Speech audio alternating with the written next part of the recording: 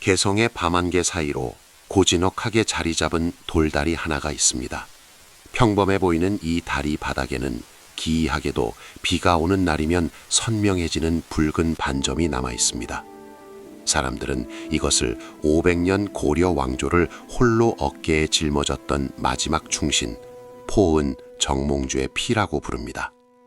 1392년 4월, 그날 밤의 공기는 오늘 우리가 마시는 공기와 무엇이 달랐을까요? 한때는 같은 꿈을 꾸며 북방의 오랑캐와 왜구를 물리치던 전장의 형제들이었습니다. 하지만 역사의 거대한 수레바퀴는 그들을 서로의 목을 겨누는 칼날로 바꾸어 놓았습니다.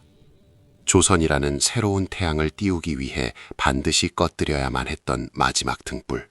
그 등불이 꺼지기 직전 선주교 위에서 벌어진 비극적이고도 숭고한 기록을 시작합니다. 운명의 시간은 이제 멈출 수 없는 소용돌이 속으로 우리를 안내합니다.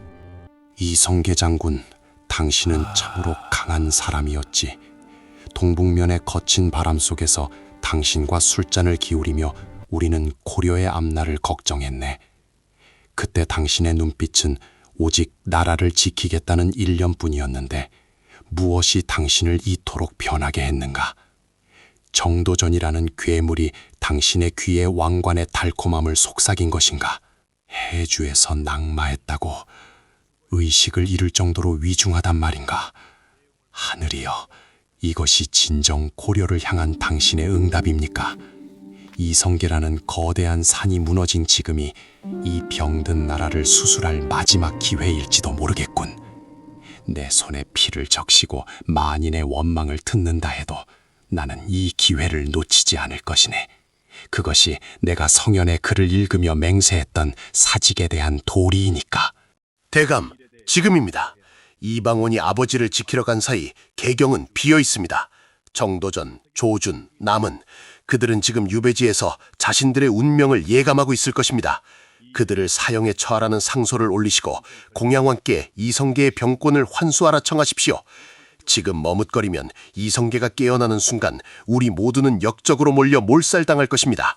대감의 결단 한마디에 고려의 500년 사직이 달려 있습니다. 당장 대간들을 소집하라. 정도전 일파를 찬탈의 죄로 다스리겠다는 문서를 작성하라. 왕을 능멸하고 나라의 기틀을 뿌리째 흔든 간신들을 척결하여 사직의 기강을 바로잡을 것이다. 이성계가 정신을 차리고 다시 말에 오르기 전에 모든 상황을 끝내야 한다. 나는 오늘 고려의 신하로서 마지막 전쟁을 선포하노라. 나의 어리석음이 가문을 멸문지화로 이끄는구나. 아버님이 쓰러지시자마자 호응이 이토록 빠르게 움직일 줄이야. 존경받는 학자인 줄만 알았더니 그는 누구보다 냉혹한 정치가였어. 정도전 숙부와 우리 형제들의 목이 단두대 위에 놓여 있는데 아버님은 아직 깨어나지 못하시니. 영규야, 말이 죽을 때까지 달려라. 해가 뜨기 전에 반드시 개경 진입을 마쳐야 한다. 만약 문이 닫혀 있다면 성벽을 넘어서라도 들어가겠다. 우리가 죽느냐, 포온이 죽느냐, 이제 타협의 시간은 지났다. 도련님, 개경의 민심이 흉흉합니다. 포은 선세리 지지자들이 벌써 승리를 자축하고 있습니다. 하지만 장군님께서 살아계시는 한 저들은 함부로 우리 대문을 넘지 못할 것입니다. 무사들을 이미 저택주의에 매복시켜 두었습니다. 어떤 희생을 치르더라도 장군님과 도련님을 지켜낼 것입니다. 지키는 것만으로는 부족하다. 공격이 최선의 방어지. 포근은 도덕과 병부를 말하지만 세상은 결국 힘에 의해 움직이는 법이다. 그가 우리를 역적으로 몰아 죽이려 한다면 나는 그를 반역자로 만들어 역사에서 지워버리겠다. 영기야, 오늘 밤 내 칼이 어디를 향해야 할지 이미 결정했다. 이방원의 사투 끝에 이성계는 무사히 개경저택으로 돌아왔습니다. 하지만 상황은 여전히 정몽주에게 유리했습니다. 조정의 모든 요직은 정몽주의 수하들이 장악하고 있었기 때문입니다. 1392년 4월 4일 정몽주는 승부수를 던집니다. 직접 이성계의 상태를 확인하고 단판을 짓기 위해 적진 한복판으로 들어간 것입니다. 대감, 제발 고집을 꺾으십시오. 어제 꿈이 너무나 흉측했습니다. 이방원의 저택에는 살기가 가득하여 까마귀조차 앉지 않는다고 합니다. 지금 들어가시는 것은 호랑이 입속으로 머리를 집어넣는 것과 무엇이 다릅니까? 부디 몸을 피하시어 후일을 도모하십시오. 대감이 없으면 고려는 정말 끝입니다. 경신아, 내가 평생을 정직하게 살아왔는데 이제 와서 죽음이 두려워 뒷문으로 숨겠느냐? 이성계 장군과 나는 수많은 전장에서 서로의 등을 맡겼던 사이다. 그가 진정 나를 죽이려 한다면 나는 그의 눈을 보며 죽음을 맞이할 것이다. 그것이 사나이의 예의이며 한 시대를 풍미했던 동지에 대한 마지막 도리이다. 말을 끌어오너라. 나는 고려의 문화시중으로서 당당히 저들의 정문을 통과할 것이다. 포은 선생, 발걸음이 무거우셨을 텐데 참으로 용기가 가상하십니다. 아버님께서는 아직 안정이 필요하시니 저와 먼저 술 한잔 나누시지요. 이 술은 선생과 제가 마지막으로 나누는 동지의 술이 될 수도, 아니면 새로운 세상의 축배가 될 수도 있습니다. 방언아, 너의 술잔에는 피냄새가 나는구나. 어린 시절 너의 영특함을 보고 내가 기특해했던 기억이 난다. 그런데 너는 어찌하여 그 뛰어난 머리로 나라를 무너뜨릴 궁리만 하는 것이냐. 500년을 이어온 이 사직이 너의 눈에는 그저 낡은 집으로만 보이느냐. 이런들 어떠하리, 저런들 어떠하리, 만수산 드렁치기 얽혀진들 어떠하리. 우리도 이같이 얽혀져 100년까지 누리리라. 선생, 만수산의 칡넝쿨은 서로 얽혀 있기에 비바람에도 쓰러지지 않는 것입니다. 고려라는 낡은 옷을 벗어던지고 우리와 함께 새 옷을 입읍시다. 그러면 당신은 새 나라의 태산이 될 것이요 만인의 존경을 받는 스승이 될 것입니다. 제발 제 손을 잡아주십시오. 이것이 제가 드리는 마지막 진심입니다.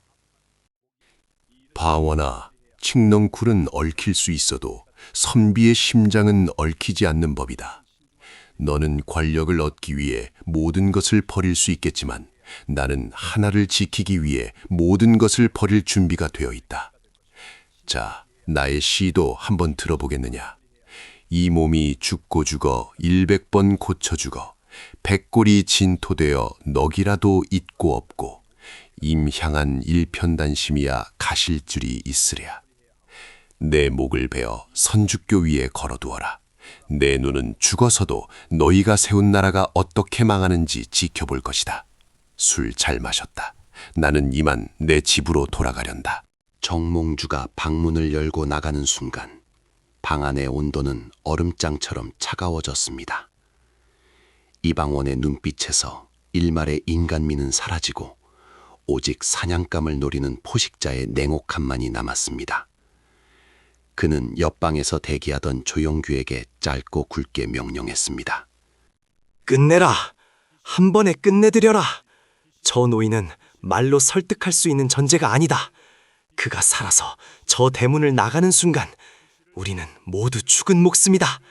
가서 조선의 앞길을 막고 있는 저 거대한 벽을 무너뜨려라! 결국 이 다리가 나의 무덤이 되는 것인가? 조영규, 너는 이방원의 충직한 개가 되어 나라의 스승을 치려 하는구나. 쳐라! 나의 피가 이 다리에 뿌려져 영원히 지워지지 않는 낙인이 될 것이다. 너희가 세운 나라는 결코 평화롭지 못할 것이며 대대로 권력상쟁의 비극을 겪게 될 것이다. 고려의 신령들이여, 나의 영혼을 거두어 주소서. 본대감, 원망 마십시오. 저도 제 주인을 지켜야 합니다. 끝났습니다. 고려의 심장이 멈췄습니다. 네 이놈, 방언아, 네가 사람이냐 아니면 짐승이냐? 포는 나의 오랜 벗이자 이 나라의 정신적 지주였다. 내가 그를 얼마나 아끼고 사랑했는지 네가 모른단 말이냐? 이제 세상 사람들은 나를 왕이 되기 위해 친구를 죽인 살인마라고 비난할 것이다. 이 더러운 손으로 내가 어찌 만백성의 왕이 된단 말이냐? 당장 내 눈앞에서 사라져라! 아버님은 깨끗한 손으로 성군이 되십시오. 그 더러운 피와 오명은 제가 모두 안고 가겠습니다. 보은이 살아있는 한 아버님은 절대 왕위에 오를 수 없었습니다. 아버님이 왕이 되지 못하면 우리 가문은 오늘 밤 몰살당했을 것입니다. 저는 아버님을 살리고 우리 형제들을 살린 것입니다. 역사는 승자의 기록입니다. 제가 오늘 밤에 죄인이 되어 천년의 욕을 먹더라도 아버님만은 왕이 되셔야 합니다. 정몽주가 죽은 지 불과 3개월 후 이성계는 마침내 조선의 초대 국왕으로 즉위합니다. 하지만 정몽주를 죽인 이방원은 훗날 태종이 된 뒤 아주 놀라운 결정을 내립니다. 자신이 직접 죽인 정몽주를 영의정으로 추증하고 그를 조선 최고의 충절의 표상으로 대대적으로 홍보한 것입니다.